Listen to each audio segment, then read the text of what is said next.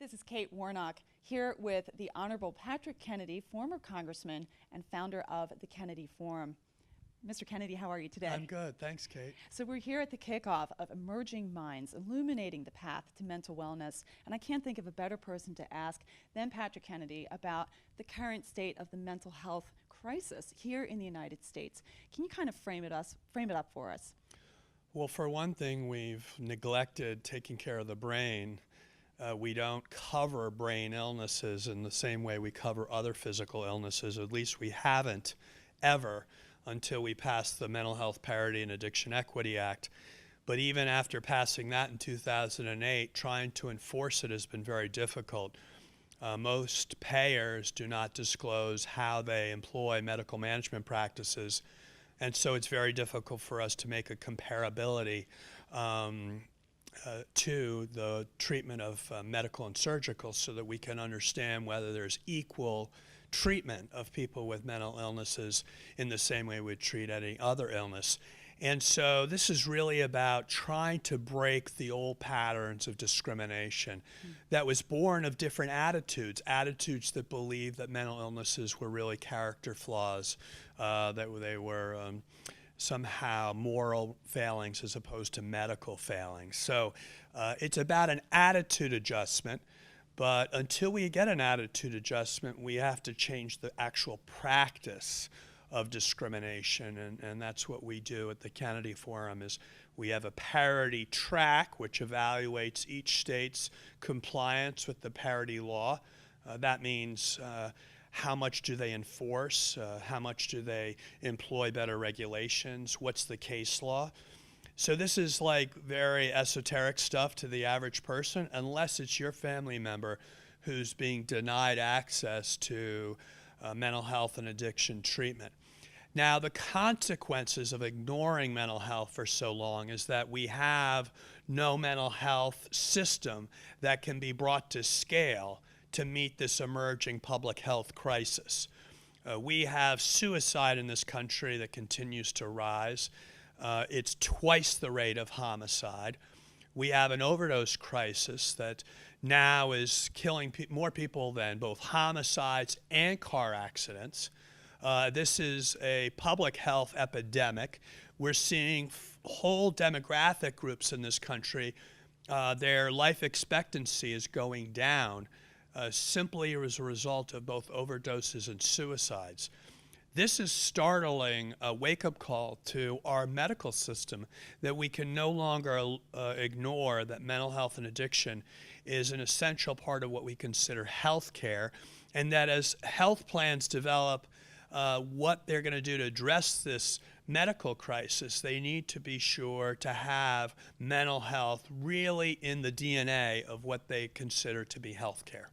All right, so Patrick, there's so many issues, and you just outlined so many barriers to care, deaths of despair, the health system not being adequately staffed even to help all these people, that we realize that mental health is equally important to physical health. Given all of those issues, though, what to you is the single largest barrier to mental health treatment really being what it should be today? So the greatest barrier, as I said, is attitudinal. It's the neglect of people with these illnesses. If these were people dying of Ebola or Zika, we would be declaring the national emergency that this public health crisis of addiction is, or this public health crisis of suicide. We have this attitude that these people brought it on themselves, if they've chosen to live this life. And as someone who's in recovery from addiction myself, I can say no one chooses to wake up every day and live with active addiction. It is a physical illness. It's a mental compulsion. It's hard to break unless people get the proper treatment. And that's what we need to do. We know what to do. We just now have to get about doing it.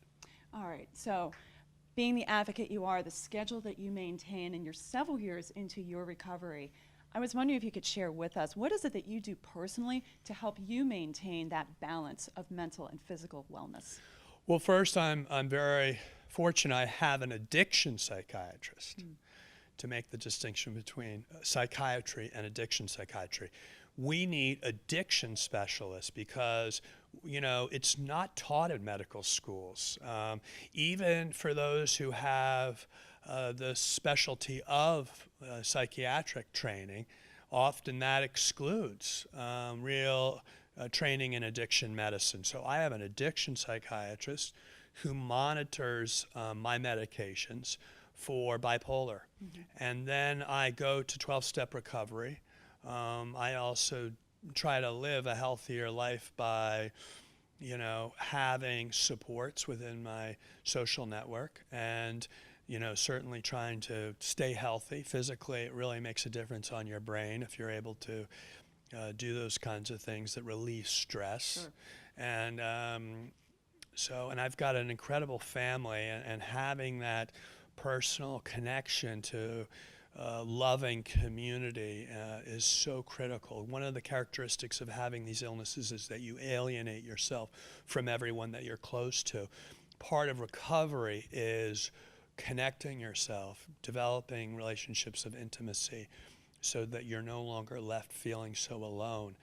Those alone feelings can be real early risks for relapse. And so being conscious of what is a relapse type situation allows you to try to navigate and think about ways to avoid those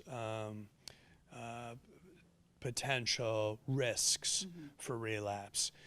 So much of this is cognitive behavioral therapy, if you think about it, because that is the evidence base for mental health, is cognitive behavioral therapy, often paired with medication. And 12-step recovery is really cognitive behavioral therapy. It's about envisioning and trying to break old patterns of behavior by acting in new ways. You start to think in new ways. So I'm blessed to be in recovery. I really feel very, very fortunate, and I know that I have to do something to help others achieve recovery themselves, because I can support my recovery if I help others get recovery. Absolutely. Well, we at Guidewell are so fortunate to have you here and the advocate that you are. We're so grateful for your time. Thank you, Kate. And happy that Appreciate you're it. going to be a keynote for us here in the day one of Emerging Minds. So thank you again. This is Kate Warnock.